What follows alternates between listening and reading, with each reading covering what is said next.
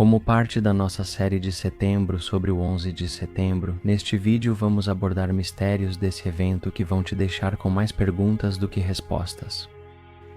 Nosso coração está com todos aqueles afetados pelo 11 de setembro todos esses anos atrás, e com aqueles que ainda são afetados por isso até hoje.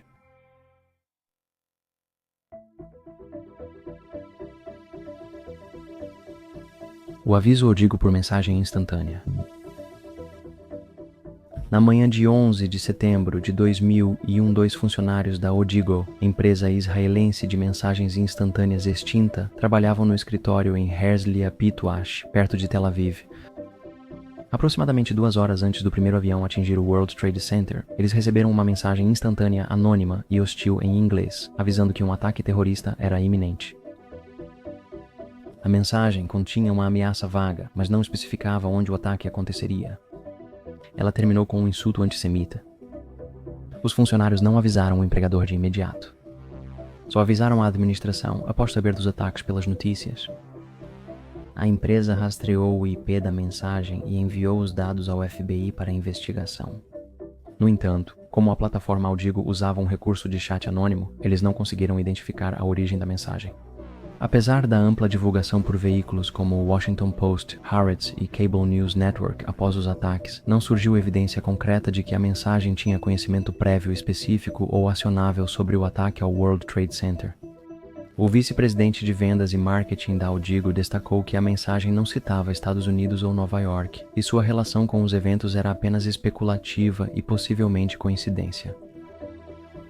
Com o tempo, teorias da conspiração surgiram em torno desse incidente, com alguns alegando que milhares de israelenses foram avisados para não irem ao trabalho naquele dia e que os sistemas da Odigo foram usados para orquestrar alertas prévios para judeus em Nova York.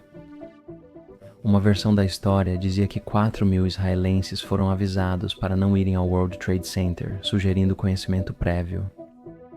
Embora muitos digam que essa premissa confundiu duas notícias distintas, uma sobre a mensagem da Odigo para 2 funcionários e outra sobre uma reportagem do Jerusalem Post, informando que o Ministério das Relações Exteriores de Israel recebeu nomes de israelenses supostamente próximos ao World Trade Center ou ao Pentágono.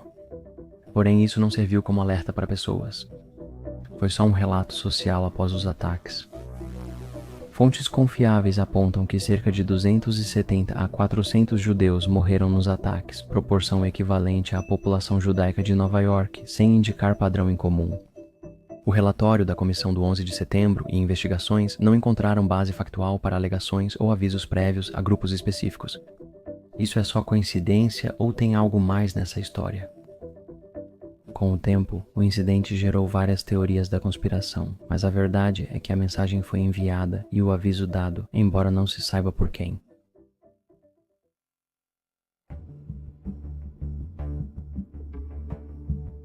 O cofre de ouro do 11 de setembro. Após os ataques de 11 de setembro, um dos aspectos menos conhecidos da história do World Trade Center envolvia as reservas de ouro guardadas nos cofres sob o complexo. Esses cofres, operados pela divisão de negociação de metais COMEX da Bolsa Mercantil de Nova York, eram usados por bancos como Hong Kong and Shanghai Banking Corporation e Banco de Nova Escócia. Relatórios indicam que esses cofres guardavam bilhões em metais preciosos, como ouro e prata, que respaldavam operações de comércio internacional. Mas é aqui que as coisas ficam misteriosas. Após o colapso das torres, trabalhadores e bombeiros perceberam que os cofres viraram foco de interesse além dos esforços de recuperação oficiais. Apesar de centenas de milhões de dólares em ouro terem sido transportados sob forte segurança, surgiram rumores de que parte das reservas foi retirada discretamente antes dos ataques. Essa afirmação se repete em histórias alternativas sobre o 11 de setembro. Relatos de bombeiros testemunhas aumentaram o mistério.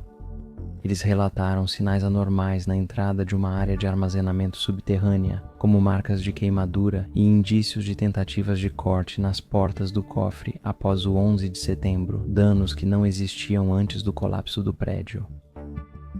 Como esses cofres foram feitos para resistir a condições extremas, surgiram dúvidas inquietantes se alguém tentou arrombá-los durante o caos após o desastre, aproveitando a confusão na Zona Zero. A versão oficial diz que os metais preciosos foram recuperados sob supervisão no fim de outubro de 2001, quando equipes de resgate escoltaram caminhões blindados com os lingotes para fora do local. No entanto, questões persistentes sobre o ouro desaparecido, o momento de possíveis movimentações antes dos ataques e os sinais inexplicáveis de tentativas de acesso após o colapso continuam alimentando especulações. Para muitos, a história dos cofres de ouro sob o World Trade Center permaneceu como um dos mistérios duradouros em torno daquele dia.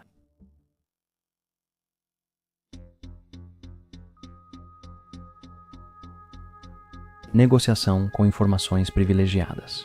Nos dias anteriores aos ataques de 11 de setembro de 2001, os mercados financeiros tiveram negociações incomuns que levaram a uma grande investigação.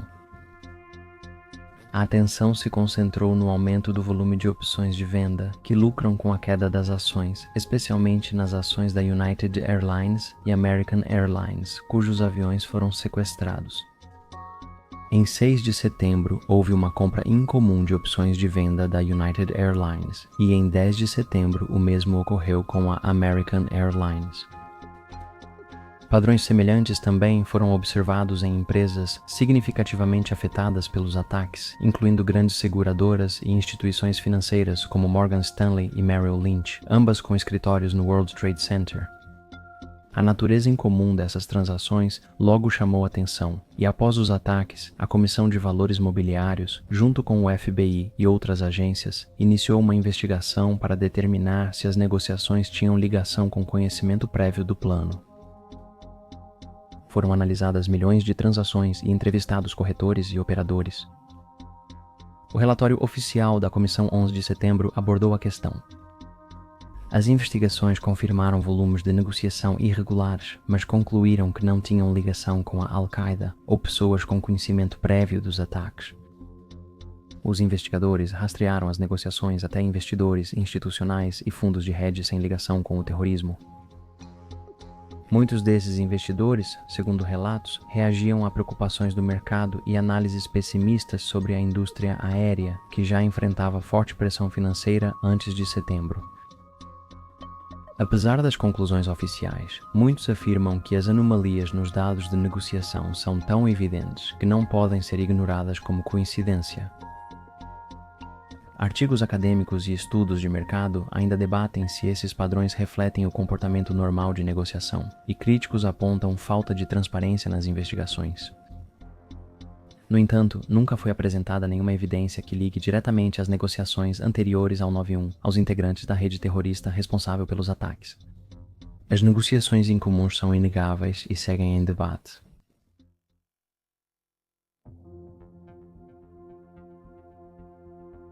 O paradeiro das caixas pretas dos aviões que atingiram as Torres Gêmeas segue como um dos muitos mistérios não resolvidos daquele dia.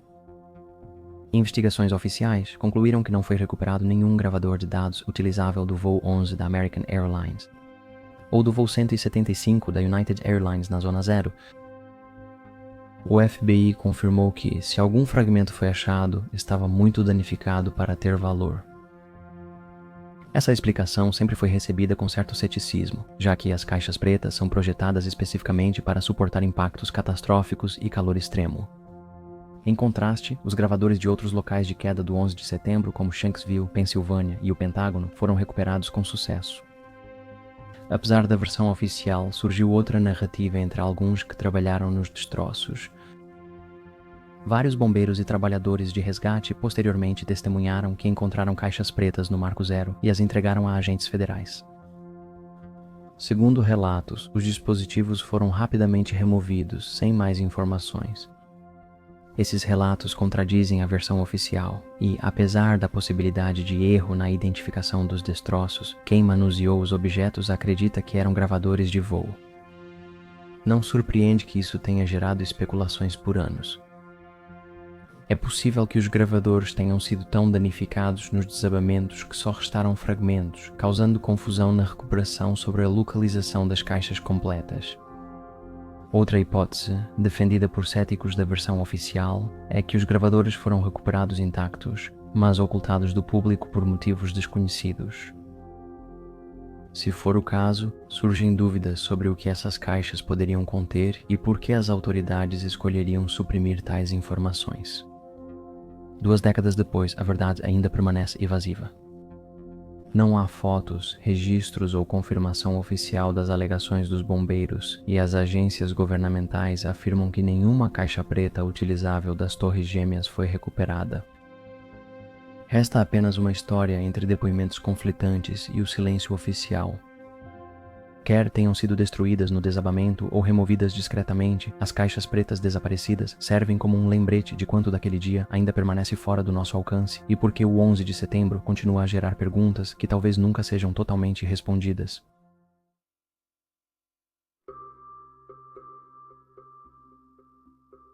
Os 5 israelenses dançantes. Após os ataques, 5 cidadãos israelenses foram detidos em Nova Jersey, depois que testemunhas relataram tê-los visto no teto de uma van, filmando as torres do World Trade Center em chamas e aparentando comemorar. Uma mulher que os viu de seu apartamento disse aos investigadores que eles agiam de forma estranha, parecendo felizes em vez de chocados. As autoridades logo localizaram a van da Urban Moving Systems, empresa de mudanças de Nova Jersey, pertencente ao israelense Dominic Sutter.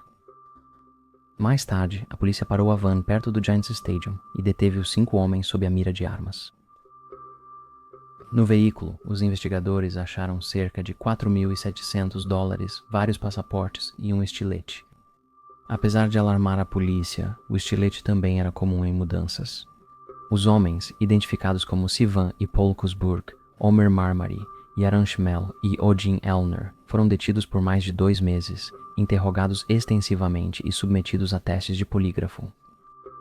No final, eles foram deportados de volta para Israel após assinarem declarações admitindo violações de imigração, especificamente por permanecerem além do prazo de seus vistos e trabalharem sem a devida autorização. O FBI posteriormente revisou o caso e concluiu que os homens não tinham conhecimento prévio dos ataques e não estavam envolvidos em nenhuma atividade clandestina de inteligência nos Estados Unidos.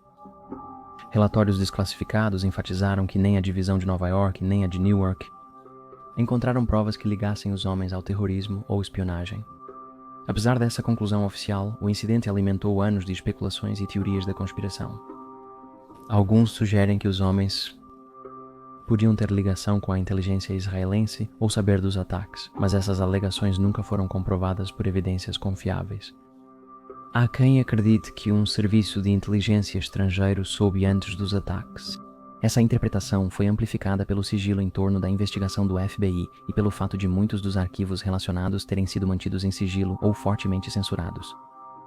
A grande mídia americana quase não cobriu o caso. A ABC News destacou as prisões e informou que o FBI investigou, mas não achou provas de conhecimento prévio. Por ser uma história incomum, com detalhes estranhos como muito dinheiro, vários passaportes e uma van de empresa de mudanças, ela seguiu gerando especulações. Jornalistas investigativos, principalmente de veículos alternativos ou dependentes, revisitaram a história anos depois e apontaram lacunas na narrativa oficial como motivo de dúvida. Com o tempo, essa história virou uma das anomalias mais citadas do 11 de setembro. Sua persistência se deve a depoimentos de testemunhas sobre seu comportamento incomum, detalhes suspeitos fora de contexto e a transparência limitada do governo. Essa é estranha e a pergunta continua sem resposta. Por que eles estavam comemorando o pior ataque terrorista da história e a morte de 3.000 pessoas, em sua maioria inocentes? O que diriam sobre si mesmos se fossem entrevistados hoje? É isso para este vídeo. Novamente, nossos sentimentos a todos afetados pelo 11 de setembro. Obrigado por assistir, fiquem seguros e até a próxima.